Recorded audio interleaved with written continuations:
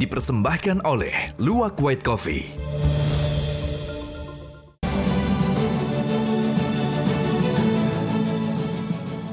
Temu lagi di Hot Room. Rahasia sukses Hotman Paris dalam setiap perdebatan, ya ini dia, kopi kesukaan saya. Enak banget.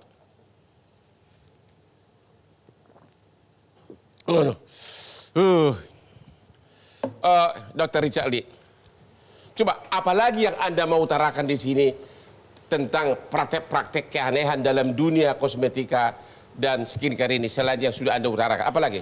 Banyak modusnya, tapi Coba, salah silakan. satu modus yang terbaru ini adalah banyak sekarang skincare pengen cari nama. Itu kan memang kalau pengen cepat kan pakai merkuri dan hidroquinone tadi. Ya. Ya, zat Pakai berbahaya merkuri, tadi. emang kalau pakai merkuri lebih cepat apa? Cepet banget, kinclongnya cepet banget. Jadi kayak kita tuh jualan nggak perlu banyak ngomong. Oke. Langsung oles saja, langsung ada buktinya kayak gitu punya. Begitu. Nah sekarang banyak orang nih ya, jualan pertama kali abal-abal. Dan juga karena nggak ada modal ya. Ya. Modalnya kecil kan, cetak sendiri di rumah, bikin sendiri, homemade ya misalnya kayak gitu punya, bikin. Setelah hits saya review, saya singgung, ini nih abal-abal nih. Kayak gitu. Setelah tahu saya sentil, saya singgung, dia berubah, mendaftarkan ke BPOM. Ya. Dan berhasil? Dan berhasil, ya kan yang didaftarkan tentu aja berbeda dengan apa yang dijual. Ya. Ya. Terus karena penjualannya sudah besar dan saya singgung-singgung terus, mungkin saya serang terus, dia berubah menjadi yang BPOM. Pertanyaannya mungkin ya, apakah itu bisa dijadikan kasus jadi hukum? Jadi perbuatan yang lama sebelum BPOM, di mana dia mengedarkan kosmetika abal-abal, boleh nggak dipidana walaupun terakhir-terakhir ini dia sudah punya izin BPOM? Betul. Kita tanya ke Mabes Polri, gimana Pak?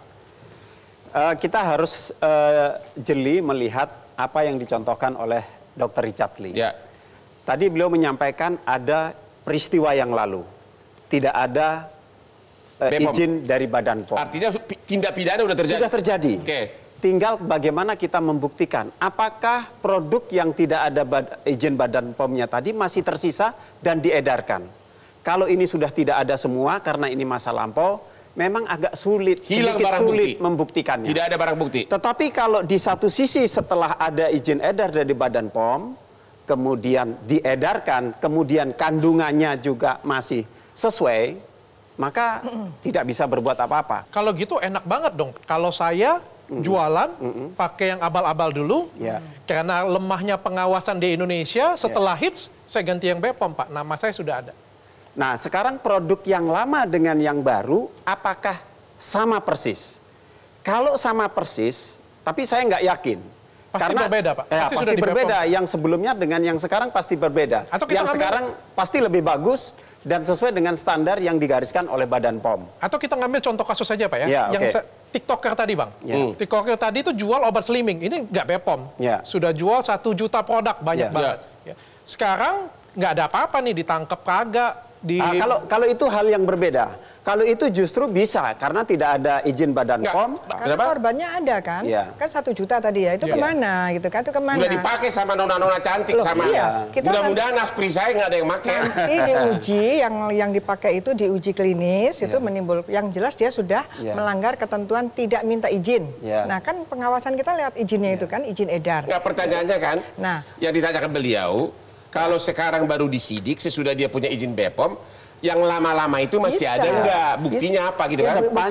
Sepanjang alat buktinya ada. Nah sekarang barang bukti yang digunakan untuk beredar itu ada nggak?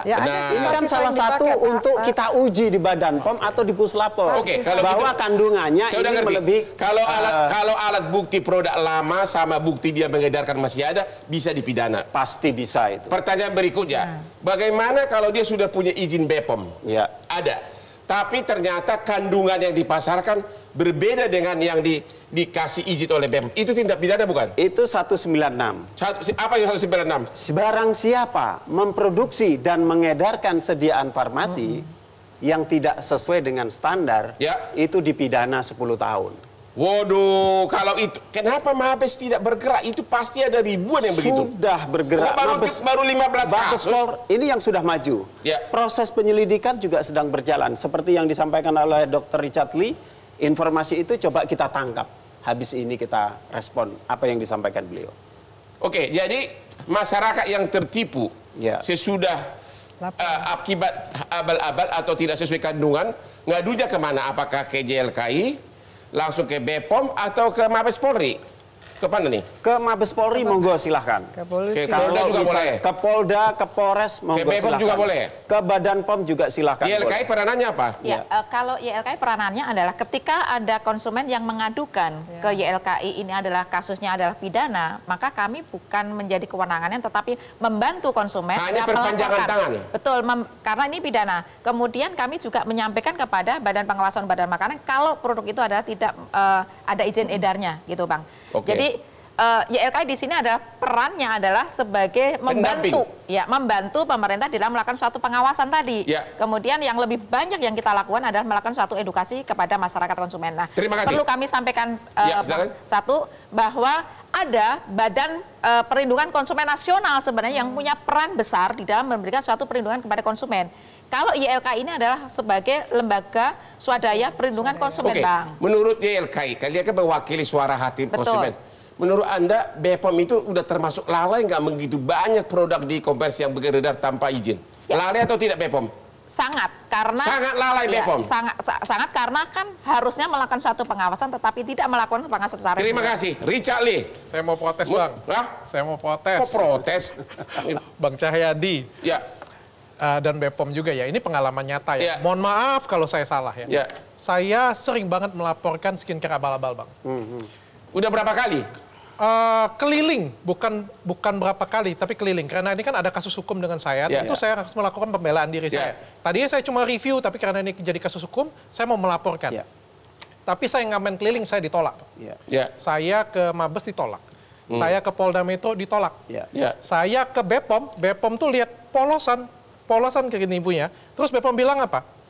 Sorry ya kalau saya salah ya sekali lagi ya. BPOM bilang apa? Ini mah abal-abal. Sudah tahu tapi that's it, selesai. Ya. Nggak ada tindak hukum gitu?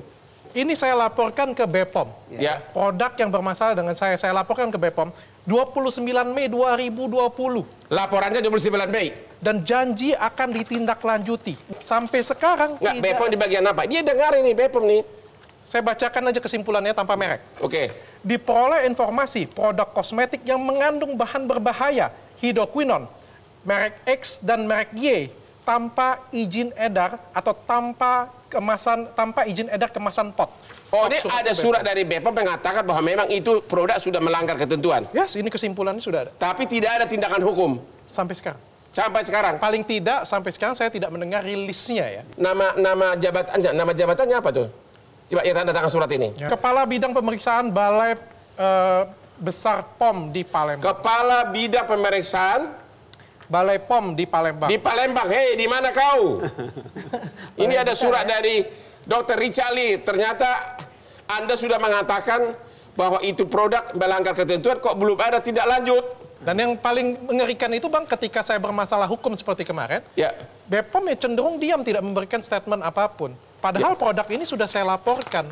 Dan Begitu. sudah ada keterangan bahwa tidak ada izin edar. Siapa yang berhak mengevaluasi kinerja dari BPOM? I don't know. Ibu Yeti? Menteri Kesehatan dong. Siapa? Kan di bawah kesehatan kan, ada kesehatan. BPOM kan independen di bawah presiden. Minimal Di bawah ada, presiden. ada Ya, menteri di bawah kesehatannya, presiden. ada Apa? perdagangannya, ada semuanya itu kan. Enggak, BPOM-nya itu kalau Di bawah lalai presiden, ya selaku presiden badan, lah, ya hanya presiden. presiden. Ya presiden, nanti presiden kan minta kepada pembantunya antara lain di kesehatan atau di BNN Begitu. ada itunya, iya. Tapi yang jelas adalah begini, bahwa Pak itu yang sudah jalan itu Pak, kan alat bukti itu kan tidak harus barangnya saja, saksinya ada, korbannya ada. Jadi masih bisa tadi yang 1 juta itu. Dan yang penting adalah kalau 1 juta ini saya malah khawatir ya, yang saya khawatirkan Bu ya, kejahatan ini adalah kejahatan ekonomi yang bersifat adanya corporate crimes. Itu corporate crimes. Sekarang begini, kenapa dibiarkan? Ada apa? Kok diamankan? Adakah sesuatu sehingga mereka aman di toko-toko itu, bahkan di media itu kan ya? Iya mereka diam saja. Dan Oke, ini harus ada. kita istirahat dulu para pemirsa, khususnya wanita cantik. Sebelum Anda berubah menjadi nenek lampir, tonton lagi segmen terakhir diskusi ini. Sampai ketemu lagi.